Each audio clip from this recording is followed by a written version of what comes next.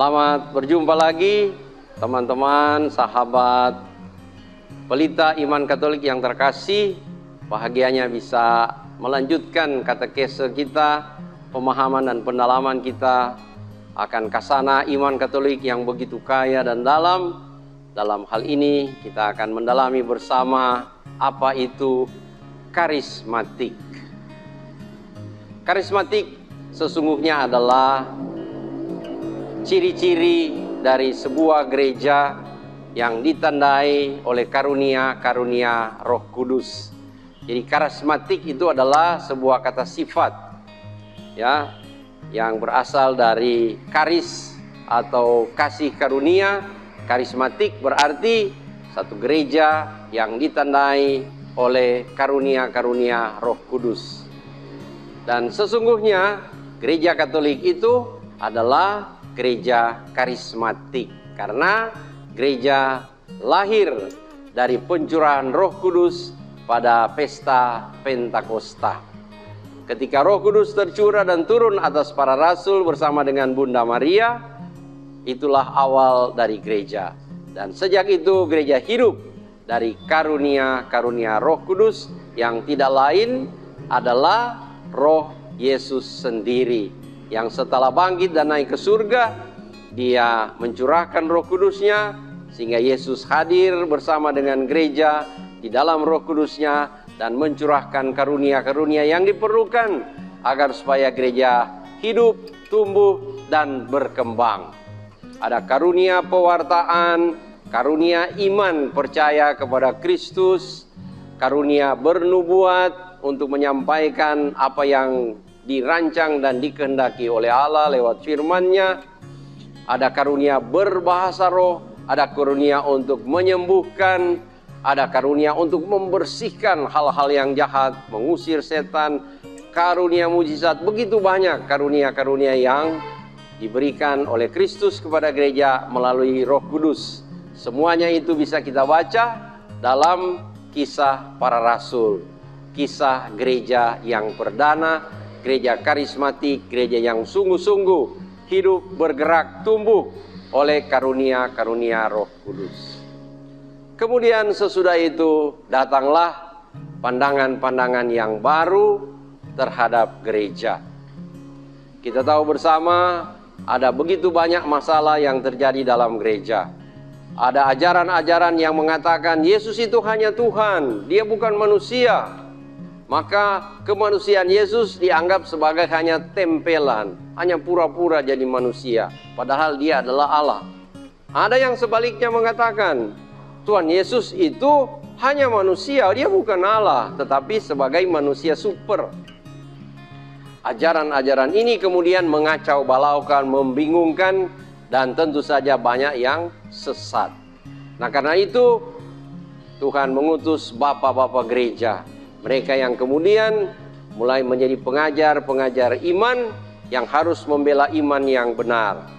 Tentu dengan konsekuensi, maka begitu banyak hal yang rasional kemudian mulai ditulis. Disitulah kita mulai masuk pada era teologi sistematika, di mana iman itu kemudian tertulis, dijalankan dengan penuh aturan-aturan yang ketat, sehingga apa yang menjadi karisma-karisma yang hidup-hidup pada awal gereja perdana semakin lama semakin terkungkung dalam institusi.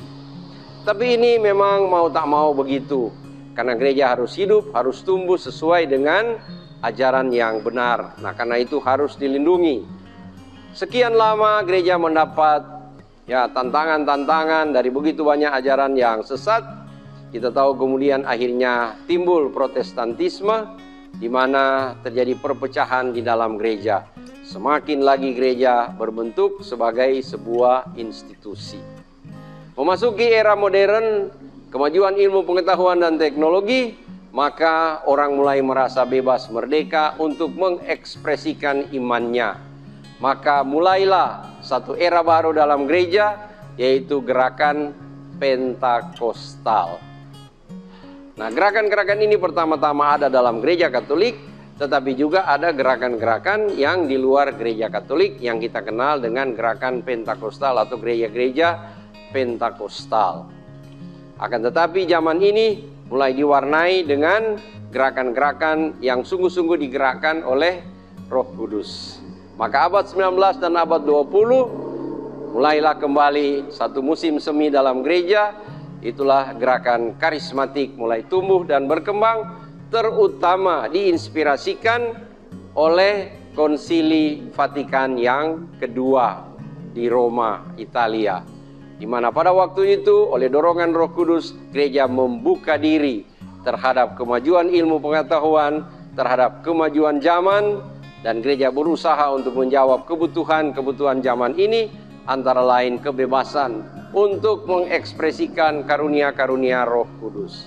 Maka muncullah gerakan-gerakan karismatik, komunitas-komunitas khusus yang memusatkan pada karya-karya dan karunia-karunia Roh Kudus. Muncul begitu banyak gerakan di mana-mana. Ada gerakan pembaharuan karismatik Katolik, ada komunitas Tritunggal Maha Kudus, ada Emmanuel Community, ada Catholic Family Ministry, dan banyak lagi. Tetapi Paus ingin agar supaya kita tetap untuk bersatu karena rupa-rupa karunia, tetapi hanya ada satu roh, itulah Roh Kudus. Maka semua gerakan karismatik ini disatukan dalam satu badan yang disebut karis. Karis berarti kasih karunia, tetapi juga karis itu adalah singkatan dari Catholic Charismatic Renewal International Service, di mana semua gerakan karismatik bersatu di dalamnya untuk hidup sekali lagi dari karunia-karunia Roh Kudus, agar supaya iman semakin tumbuh dan dikembangkan, dan kita sungguh-sungguh mengalami, ya, dikatakan arus rahmat sekarang ini melalui anugerah-anugerah Roh Kudus. Jadi teman-teman PIK yang terkasih, pelita iman Katolik, gereja Katolik sesungguhnya adalah gereja yang karismatik karena kita hidup dari karunia-karunia Roh Kudus. Akan tetapi ada satu gerakan atau banyak gerakan yang ingin agar supaya karunia-karunia ini sungguh-sungguh ditampilkan, dinampakkan, dihidupi, sehingga ya iman kita, ya karya gereja menjadi seperti lagi gereja para rasul, gereja perdana, ya hidup lagi, dan kita menjadi saksi-saksi yang berani dengan terus memohon karunia-karunia Roh Kudus kiranya senantiasa tercurah dan menjadi kekuatan bagi gereja untuk ya sungguh-sungguh menampilkan, menghadirkan lagi karya-karya Kristus lewat berbagai gerakan ini. Dan kita tahu bersama, ya, gerakan Roh Kudus antara lain adalah tumbuhnya tarekat-tarekat. Maka pendiri tarekat kita imani sebagai orang-orang yang juga punya karisma. Ya, mereka yang punya karisma karena mereka dapat mendalami apa yang luar biasa indah dan agung dalam diri Yesus, dan kemudian hidup oleh inspirasi ya kebaikan Yesus itu. Antara lain kita kenal ada di Manado tarekat misionaris Hati Kudus Yesus, ada tarekat YMY Yesus Maria Yosef Suster-Suster, ada Frater Don Bosco dan sebagainya. Semua itu adalah berkat karisma-karisma Roh Kudus yang dihidupi oleh pendiri dan semua yang menjadi anggotanya. Kiranya teman-teman pelita iman Katolik yang terkasih, kita dapat memahami apa sebenarnya gerakan karismatik ini yang menjadi bagian yang tak terpisahkan dari gereja kita, gereja Katolik. Semoga bermanfaat. Tuhan memberkati kita semua. Terima kasih.